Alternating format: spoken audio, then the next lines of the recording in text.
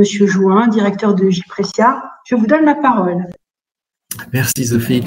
Donc effectivement, quelques mots sur le groupement d'intérêt public, qui est une initiative qui a presque une vingtaine d'années maintenant, fédérative entre l'État, la région, les départements. Le département du Cher a été notre premier département adhérent, ils y sont tous maintenant, et puis des communes, des communautés de communes. Mais il y a aussi les universités, un certain nombre de structures qui toutes servent le service public. Donc, on est un centre régional de ressources dans le domaine du numérique pour l'action publique. Donc, on est une structure qui fait 70 salariés, on a environ 380 membres, et puis environ 600 collectivités qui utilisent nos services. On a deux grands domaines d'action.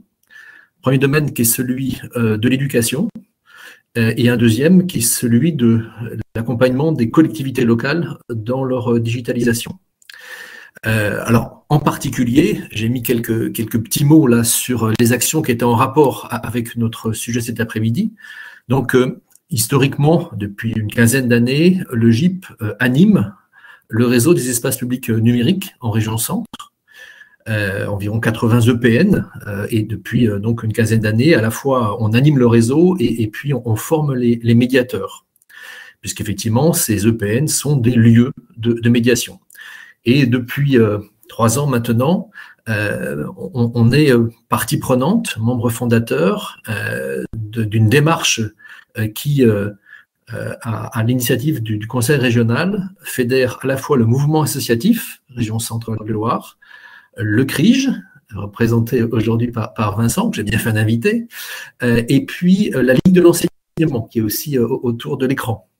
Et donc, ces différents partenaires, réseaux associatifs impliqués dans le territoire, se sont fédérés sur le thème de la médiation numérique, en commençant par la question de l'inclusion, mais avec l'idée d'accompagner tous nos concitoyens dans l'appropriation des outils qui sont de plus en plus prégnants. Et donc, les choses ont évolué et depuis mars dernier, effectivement, la Banque des territoires, l'Agence nationale de cohésion des territoires, nous ont labellisé à travers cette démarche Hub-Lo, un hub donc fédératif, local, le Hello c'est local, parce qu'effectivement, et vous voyez une petite carte sur la slide, et c'est dans le département du Cher, vous apercevez des petites marques bleues, ce sont aujourd'hui les partenaires de la médiation qui, pour certains, depuis très longtemps, travaillent au service de cet enjeu qui devient de plus en plus primordial. Donc, on a des EPN, mais aussi des maisons France Service, des médiathèques, des structures du CRIJ, de la Ligue de l'enseignement, mais aussi des médiathèques, et puis les promeneurs du net, etc. Donc, beaucoup d'acteurs, parce qu'effectivement, dès qu'on est sur ces questions de présence au territoire et de médiation, il y a déjà beaucoup d'initiatives qui ont été initiées. Et lorsqu'on veut aller plus loin, et il y a vraiment des enjeux à aller plus loin, on le voit bien aujourd'hui, il faut commencer par respecter et par inclure tous ceux qui agissent déjà et les mettre dans un projet plus large, plus dense, qui est indispensable. Donc voilà pour la partie médiation numérique. Autrement, le GIP, vous savez, c'est d'abord, les 2 tiers des collègues sont des informaticiens, on a d'abord un centre de compétences technologiques. Et donc, dans ce cadre-là, à la fois la région et puis le département du Cher nous confie le fait de penser les systèmes informatiques des collèges et des lycées, de les installer parfois et surtout de les maintenir en conditions de fonctionnement. Et donc, c'est notre compétence technique principale de gérer plus de 40 000 postes de travail à distance. De même, à côté de ce côté très, très, très matériel, nous développons des outils et nous déployons des outils logiciels. En l'occurrence, effectivement, depuis longtemps maintenant, on a une équipe de développement logiciel au sein du GIP qui travaille sur les espaces numériques de travail, les ENT. Alors, depuis plus d'une dizaine d'années, on fournit l'ENT qui s'appelle Net au centre pour les lycées. Et puis depuis l'année dernière, on fournit, ça s'appelle Sherkan, le cartable numérique pour les collégiens du département du Cher.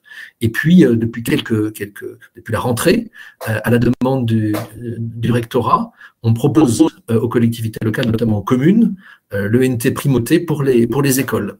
Et donc derrière cette compétence, cette mission, on a capacité à la fois faire du développement logiciel, adapter, mettre en œuvre, suivre pour que les choses fonctionnent dans les établissements. Faut dire aussi que même si c'est vraiment du back-office, on fournit des liens télécoms en très haut débit pour nos membres, et il y a environ 600 sites publics en région Centre-Val de Loire qui utilisent les réseaux très haut débit mis en œuvre par le JPRESIA.